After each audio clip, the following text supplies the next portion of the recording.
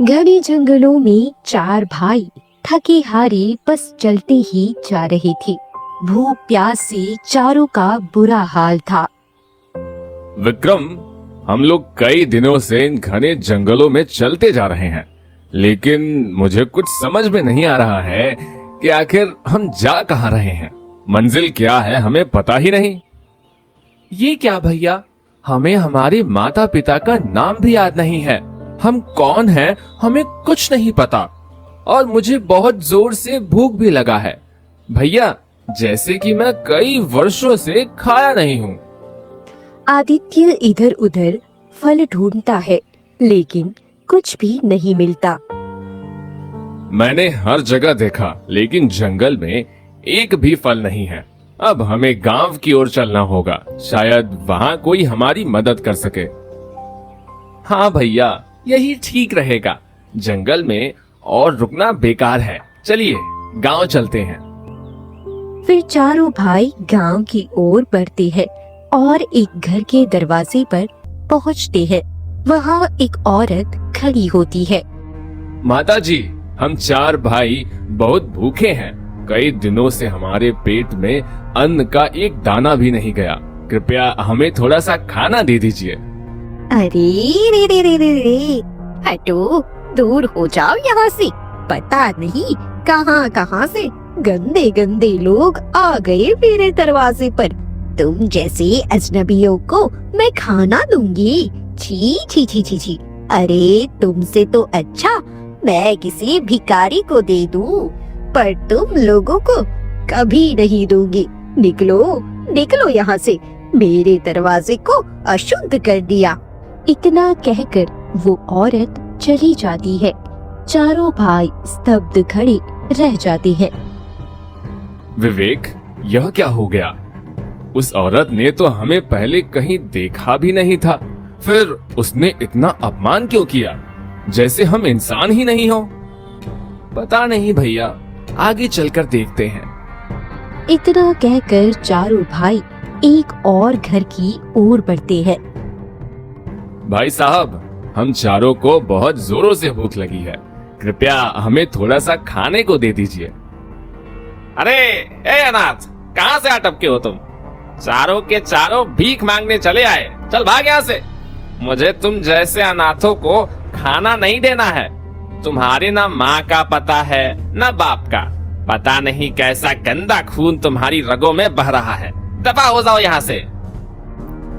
यह आप क्या कह रहे हैं?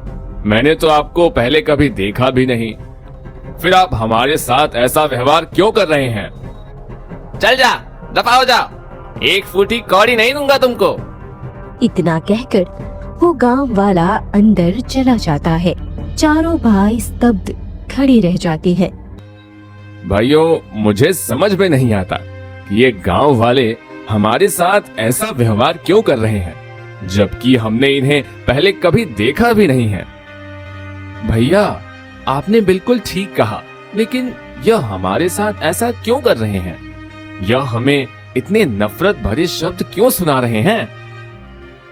भैया, ये बहुत ही अजीब है। लगता है हमें इस रहस्य का पता लगाना ही होगा, जो आखिर हमारे अतीत के पन्ने में ऐसा क्या है जो ये लोग हमारे साथ ऐसा क्यों कर रहे हैं। इतना कहकर चारों आगे बढ़ते हैं। तभी चौपाल पर बैठे दो गांव वाले उन्हें देखते हैं और आपस में बातें करते हैं। छी छी, कैसा कर्म किया था इन्होंने कि इसकी ऐसी सजा मिली। देखो, हाथ फैलाकर घर घर जाकर खाना मांगता फिर रहा है। इसके माँ बाप ने भी बिल्कुल यही किया था जैसा यह कर रहा है। भगवान न करे ऐसी औलाद किसी दुश्मन को भी मिले।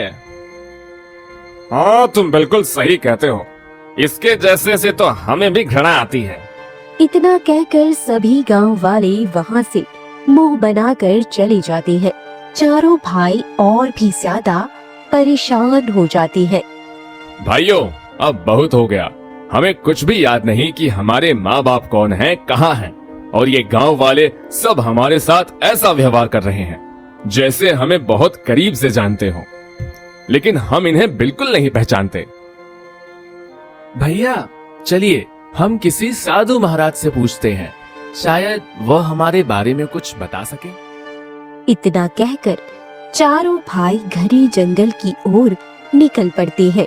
जंगल में चलते चलते उन्हें एक साधु महाराज की कुटिया दिखाई देती है। चारों भाई अंदर जाते हैं। साधु उन्हें देखते ही मुस्कुराते हैं। आखिर तुम चारों आ ही गए। महाराज, हमें समझ में नहीं आ रहा। हम चारों भाइयों को कुछ भी याद नहीं है, सिर्फ इतना कि हम भाई हैं। इसके अलावा हमें यह भी नहीं पता कि हम कौन हैं, कहां से आए हैं और कहां जाना है। हमने गांव वालों से सिर्फ थोड़ा खाना मांगा, लेकिन उन्होंने हमें गाली दी, अपमान किया, जबकि हमने उन्हें पहले कभी देखा ही नहीं। यह तुम्हारे अतीत से जुड़ा हुआ पन्ना है। तुम्हें अपने अतीत को जानना होगा। महाराज, हम अपने अतीत और अपने जन्म का रहस्य जानने के लिए बहुत परेशान हैं। सब लोग हमसे नफरत करते हैं। हमें कुछ भी याद नहीं कि हमारे माँ बाप कौन हैं और हम कहां से आए हैं। कृपया करके हमें यह रहस्य बता दीजिए। ठीक है, मैं तुम्हें रास्ता बताऊंगा, लेकिन इसके लिए तुम्हें पाताल लोक से एक जादुई शीशा लाना होगा। उसी शीशे से तुम अपने जन्म का रहस्य जान सकते हो। ठीक है महाराज, हम वही जादुई शीशा लेकर आएंगे। सोच समझ कर जाना। पाताल लोक में जाना खतरों से खाली नहीं है। वहाँ मौत हर कदम पर तुम्हारा इंतजार करेगी और तुम्हें विचित्र परीक्षाओं से गुजरना पड़ेगा। हम अपने अतीत का पन्ना जानने के लिए मौत के मुंह तक भी जा सकते हैं, क्योंकि अपनी पहचान के बिना हम जी ही नहीं सकते। इतना कहकर चारों भाई कुटिया से निकल पड़ते हैं। तभी उन्हें एक रहस्यमय गुफा दिखाई देती है। गुफा का द्वार काला और गहरा था। भाइयों देखो, सामने एक गुफा है। चलो हम सब इसी रास्ते से चलते हैं। शायद यही रास्ता हमें पाताल लोक तक ले जाए। फिर चारों भाई गुफा के पास पहुंचते हैं। वो अंदर जाने ही वाले होते हैं कि गुफा की दीवार पर सुनहरे अक्षरों में एक पहेली चमकने लगती है। भैया, यह बहुत कठिन पहेली है। इसमें लिखा है कि जिसका न तन है न रूप, फिर भी उसी से सृष्टि की शुरुआत हुई। आखिर यह कौन हो सकता है? हाँ, और इसमें समय का पहला साथी कहा गया है। यह तो समझ में ही नहीं आ रहा। भाइयों, इसका उत्तर और कोई नहीं, यह आदि पुरुष है। वही जो सबसे पहले था, जिससे सृष्टि की शुरुआत हुई। न उसका रूप है न आकार, लेकिन उसी से जीवन का आरंभ हुआ। जैसे ही आदित्य यह उत्तर बोलता है, गुफा का द्वार गूंज उठता है। सुनहरी रोशनी फैलती है और पत्थर हिलकर रास्ता खुल जाता है। भैया, सचमुच आपका जवाब सही था। देखो, द्वार अपने आप खुल गया। हाँ, गुफा ने हमें आगे बढ़ने की इजाजत दे दी है। भैया, आप सच में हम सबके मार्गदर्शक हैं। चलो भाइयों, अब हमें बिना देर किए आगे बढ़ना चाहिए। हो सकता है अगली मंजिल पर और भी कठिन परीक्षाएं हमारा इंतजार कर रही हो। चारों भाई गुफा के भीतर प्रवेश करते हैं और रहस्यमयी रास्ते की ओर आगे बढ़ते हुए वे पहुंचते हैं लालच की नगरी में। चारों तरफ सोना चांदी बिखरा था। सुंदर स्त्रियां मोहक मुस्कान के साथ खड़ी थी। दृश्य देखकर तीनों भाई ठहर गए। चलो भाई, थोड़ा आराम कर ले। बहुत भूख लगी है और यहाँ का नजारा देखकर तो मन तृप्त हो गया। हाँ, इतनी सुंदर जगह मिली है, थोड़ा सुख भोग लें, फिर आगे बढ़ेंगे। देखो, वह स्त्रियां हमें बुला रही हैं। चलो वहीं चलते हैं।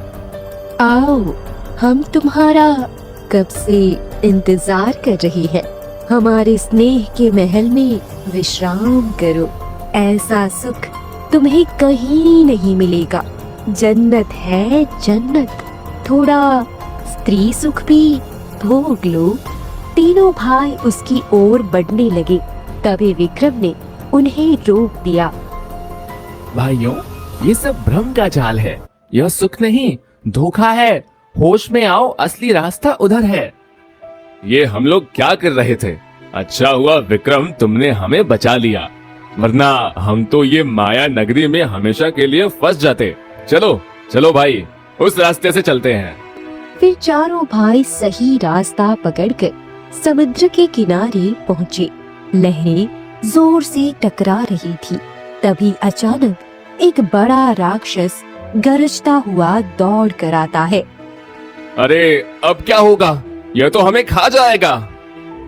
भाइयों, यह तो बहुत डरावना है, हमें कुछ समझ नहीं आ रहा। अगर ये पास आ गया तो हम बच नहीं पाएंगे। भाइयों, आप सब पीछे हटो, इसका सामना मैं करूंगा। मोहित ने ताकत से 2 जोरदार वार किए। राक्षस दर्द से चिल्लाया और कुछ ही पल में जलकर भस्म हो गया। जैसे ही राक्षस मरा, समुद्र किनारे अचानक एक बड़ा सा द्वार खुल गया।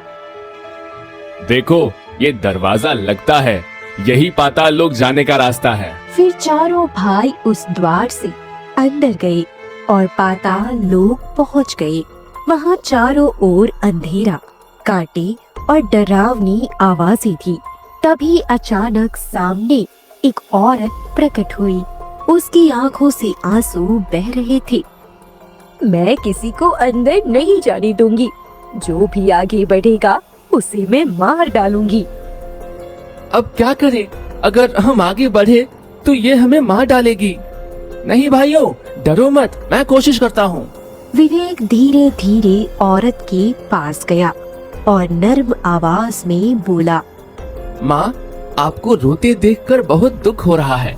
हम आपका बुरा नहीं चाहते, हम तो बस शीशा लेने आए हैं ताकि लोगों की मदद कर सके। कृपया हमें जाने दो, हम आपको कोई नुकसान नहीं पहुँचाएंगे। विवेक की मीठी बातों से औरत का दिल पिघल गया। उसने आंसू पोंछे और रास्ता खोल दिया। जाओ, आगे बढ़ो, लेकिन याद रखना, लालच करोगे तो हमेशा के लिए इसी पाताल लोक में फंसे रह जाओगे।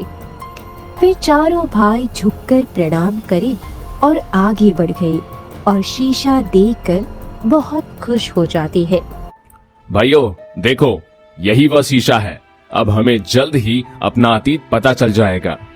हाँ, देर मत करो, हमें इसे लेकर साधु महाराज के पास लौटना चाहिए। भैया, मैं तो बेसब्री से इंतजार कर रहा हूँ कि हम कौन हैं और कहां से आए हैं।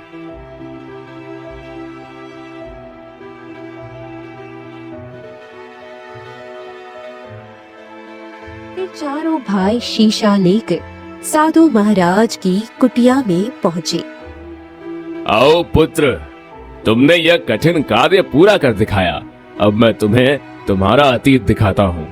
साधु ने एक कलश से जल निकाला और शीशे पर छिड़क दिया।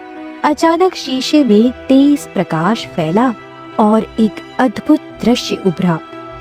अतीत का द्वार खुल गया। उन्होंने देखा कि वे किसी साधारण परिवार की नहीं, बल्कि एक महान राज्य के राजकुमार थे। उनके माता पिता जीवित थे, लेकिन किसी श्राप के कारण पत्थर की मूर्तियों में कैद हो गए थे। महाराज, हमारे माता पिता मूर्तियों में क्यों कैद है? हमें कुछ भी समझ नहीं आ रहा, कृपया सच्चाई बताइए। हमें सब जानना है, आखिर हमारे साथ ऐसा क्यों हुआ?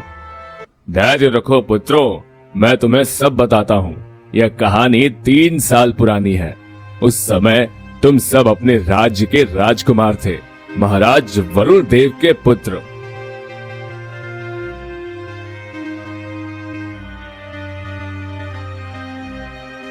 आदित्य, विक्रम, मोहित और विवेक, मेरे चारों वीर पुत्र, अब तुम सब युवा अवस्था में पहुंच गए हो।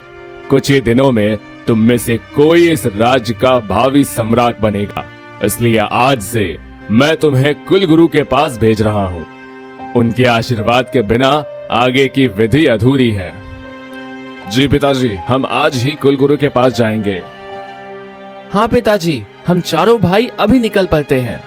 इतना कहकर चारों भाई राजमहल से रवाना हुए और घने जंगलों से होते हुए जा रहे थे। तभी रास्ते में तालाब के किनारे एक गरीब किसान की बेटी सुगंधा कपड़े धो रही थी। नहीं भैया, यह तो मुझे पसंद है, मैं इससे विवाह करूंगा। नहीं, यह लड़की मुझे भा गई है, मैं ही इससे विवाह करूंगा। तुम सब क्यों लड़ रहे हो? मुझे भी यही लड़की चाहिए, मैं इसे अपनी पत्नी बनाऊंगा। नहीं, तुम सबसे बड़ा मैं हूँ, हक मेरा है, मैं ही विवाह करूंगा। चारों भाई आपस में लड़ने लगे। तभी पीछे से मंत्री आ जाता है। राजकुमारों, यह आप लोग क्या कर रहे हैं?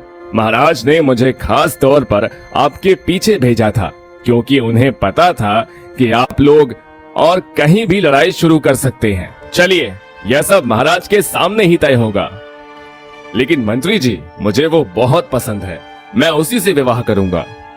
अरे ये तो बिरजू की बेटी सुगंधा है और ये गरीब किसान की बेटी है। आप लोग भी क्या सोच रहे थे? नहीं मंत्री जी, आप कुछ भी कहें, पर उसे मैं अपनी पत्नी जरूर बनाऊंगा। मैं भी उसी से विवाह करूंगा।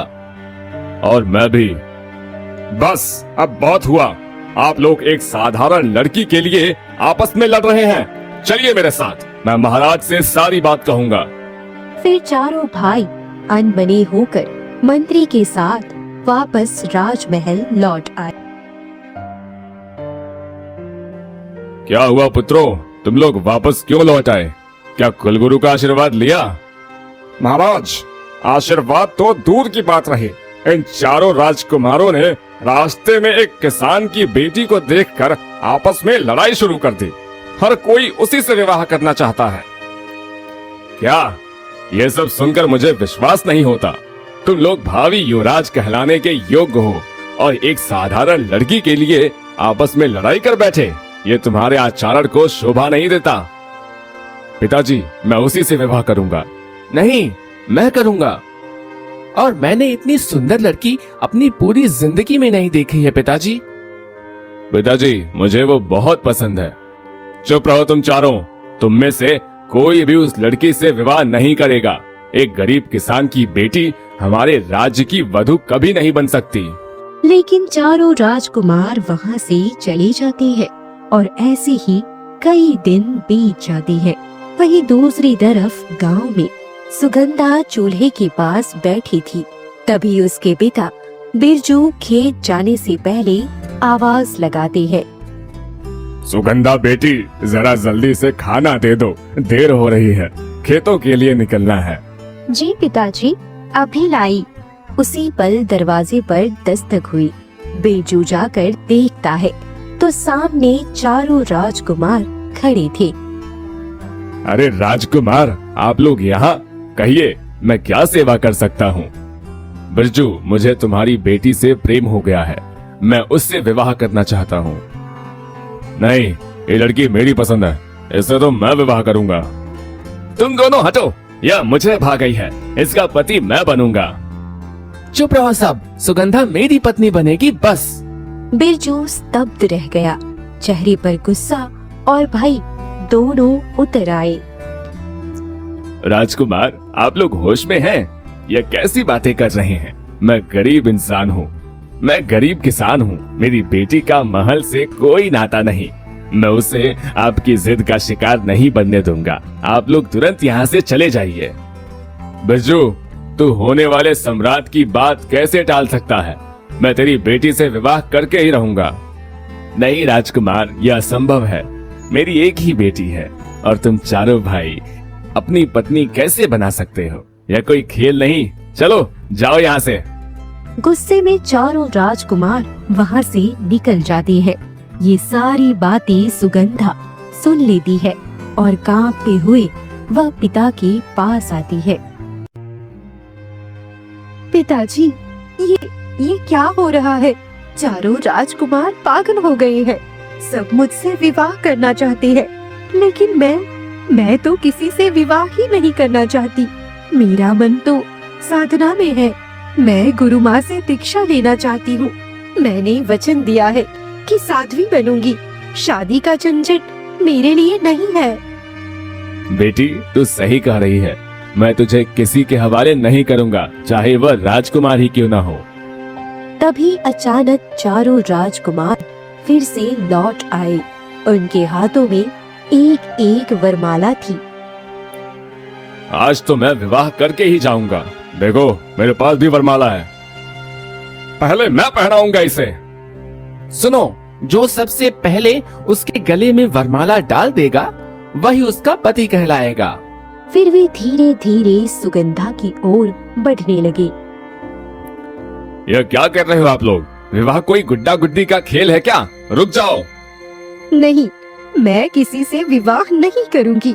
आप लोग मेरी इच्छा का अपमान कर रहे हैं। मुझे मजबूर मत करो। राजकुमार उसकी ओर बढ़ते ही रहे। डर और अपमान से कांपती सुगंधा पास पड़ा चाकू उठा लेती है और अगले ही पल, अगर मेरी आत्मा की स्वतंत्रता छीन ली जाएगी तो जीकर क्या करूंगी? वह अपने सीने में चाकू घोंप लेती है। एक चीख गूंजती है और सुगंधा वहीं मर जाती है। यह क्या कर लिया इसने? नहीं, ऐसा नहीं होना चाहिए था। हम सब दोषी हैं। चारों राजकुमार डरे सहमे वहां से भाग खड़े होते हैं। वही बिरजू बेटी के निर्जीव शरीर को पकड़कर फूट फूट कर रोने लगता है। नहीं, मेरी बेटी, मेरा सहारा, तू मुझे छोड़कर नहीं जा सकती। इन राजकुमारों की वजह से तूने अपनी जान ले ली। मैं इन्हें कभी नहीं छोड़ूंगा। राजा है तो क्या, इंसान की जिंदगी की कोई कीमत नहीं इनके लिए। तभी तो गांव वाले पास आ गए। बहुत अन्याय हुआ है। राजकुमारों की जिद ने मासूम बच्ची की जान ले ली। यह बच्ची साध्वी बनना चाहती थी, गुरु माँ से भी दीक्षा लेना चाहती थी, लेकिन लालची राजकुमारों ने उसकी जिंदगी छीन ली। गांव वाले आंसुओं से भरे चले जाते हैं। बिरजू अपनी बेटी का अंतिम संस्कार करता है और कसम खाता है, अब मैं बदला लेकर ही रहूंगा। क्रोध से भरा बिरजू एक तांत्रिक के पास जाता है। अंधेरी गुफा से तांत्रिक बाहर आता है।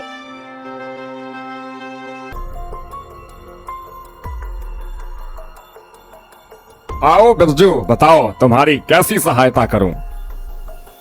मेरी बेटी मासूम थी, साध्वी बनना चाहती थी, लेकिन 4 राजकुमार उसकी जान के पीछे पड़ गए।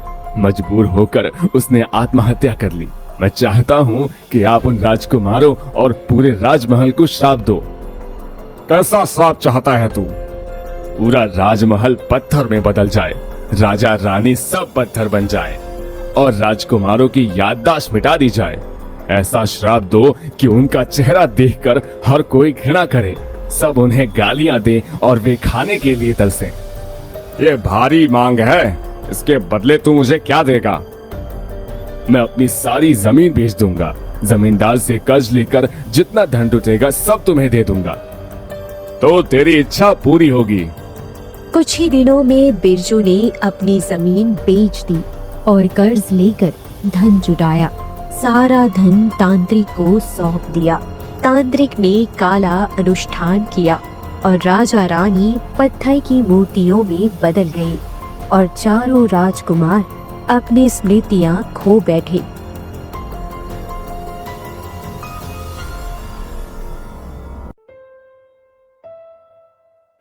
अपनी कहानी जानकर चारों राजकुमार की आंखों से आंसू बहने लगते हैं। हे भगवान, ये हमसे क्या पाप हो गया? हमारी गलती की वजह से एक मासूम ने अपनी जान खो दी।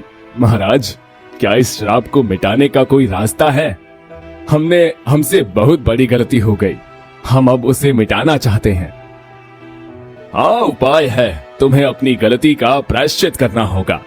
जब तक सुगंधा की अर्थी उसके पिता के घर पे है, तब तक श्राप नहीं टूटेगा। यदि तुम बिरजू को मनाकर उसकी बेटी की अर्थी को गंगा में प्रवाहित कर दोगे, तभी श्राप समाप्त होगा। लेकिन याद रखना, चुराकर यह काम मत करना। पिता की रजामंदी और उसकी आत्मा की शांति जरूरी है। धन्यवाद साधु महाराज, हम यह कार्य अवश्य करेंगे। फिर चारों भाई वहां से निकल पड़ते हैं और थोड़ी दूर चलकर बिरजू के घर पहुंचते हैं। बिरजू अपनी बेटी की अस्थि लेकर घर के दरवाजे पर बैठा परेशान है।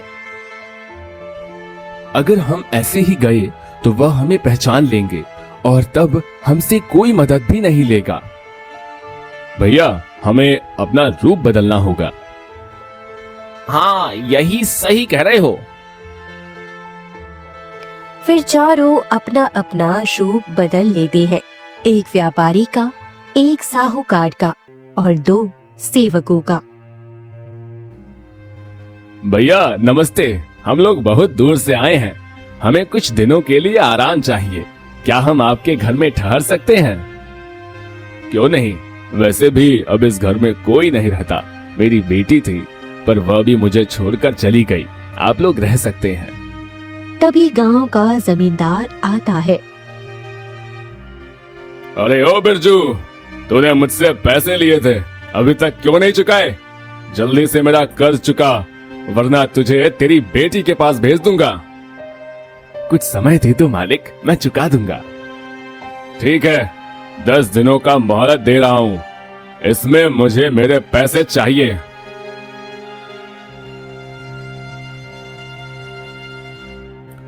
तो ये कर्ज में दबे हुए हैं। सुनो, हमें मिलकर जमींदार का कर्ज चुकाना होगा। हाँ भैया, आप सही कह रहे हो। फिर चारों भाई गांव में जाकर काम ढूंढते हैं।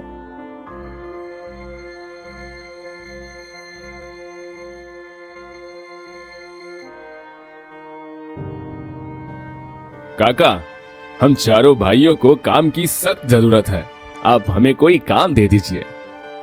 अरे, तुम चारों तो राजसी लग रहे हो। काम क्या करोगे? हम मजदूर हैं, गांव गांव जाकर काम करते हैं और पेट पालते हैं। कोई भी काम दे दो। और ये कपड़े तो हमने भाड़े पे लेकर पहने हैं। ठीक है, मेरे खेत का सारा काम कर दो। फिर चारों भाई मेहनत से दिन रात काम करने लगते हैं।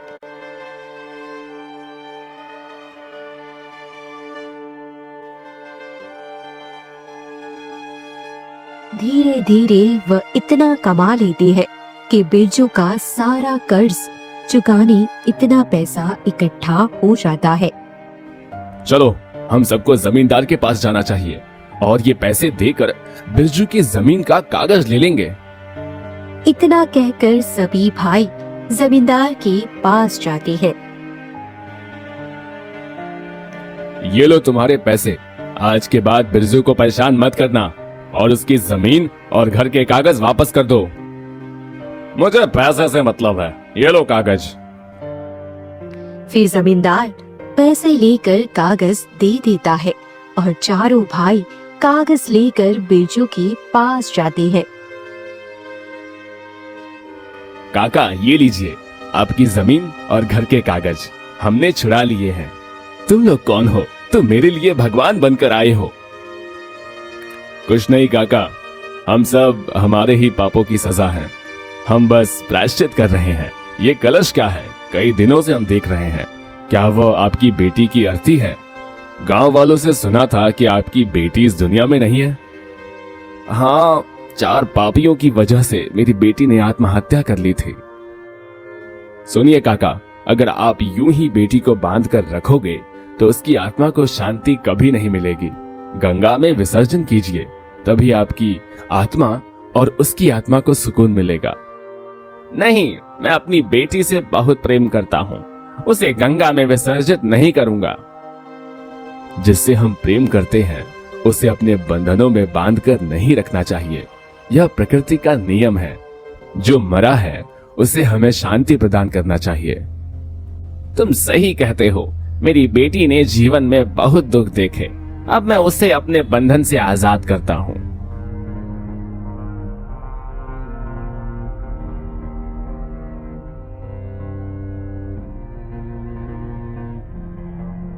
फिर बिरजू अपनी बेटी की अस्थि को ले जाकर गंगा में विसर्जित कर देता है। तभी आकाश से तेज रोशनी निकलती है। काले बादल छट जाते हैं। राजमहल पर दिव्य प्रकाश फैलता है। सभी राजा रानी पत्थर से इंसान बन जाते हैं। चारों राजकुमारों का रूप बदल जाता है और उनकी याददाश्त लौट आती है। हमें माफ कर दो, हमारी वजह से आपकी बेटी चली गई। हम वचन देते हैं कि हम कभी किसी की जिंदगी बर्बाद नहीं करेंगे, अपनी पूरी उम्र आपकी सेवा करेंगे। तो ये तुम लोग हो, इतने दिन से मेरे साथ रूप बदल कर रह रहे थे। हाँ काका, हम बस अपने माता पिता के श्राप से मुक्त करना चाहते थे और आपका दुख भी मिटाना चाहते थे। हम आपकी बेटी की जगह नहीं ले सकते, पर आपकी सेवा करके जख्म भरने की कोशिश करेंगे। चारों राजकुमार बिरजू की सेवा करने लगते हैं। कुछ दिन बाद बिरजू कहता है, बस करो बेटा, तुम लोगों ने प्रायश्चित कर लिया है। अब अपने राज्य लौट जाओ, तुम्हारे माता पिता तुम्हारी प्रतीक्षा कर रहे होंगे। आप भी हमारे साथ चलेंगे, तभी हम वापस जाएंगे। हाँ, आप चलेंगे तभी हम चलेंगे। तुम लोग बड़े जिद्दी हो। ठीक है, मैं भी चलूंगा।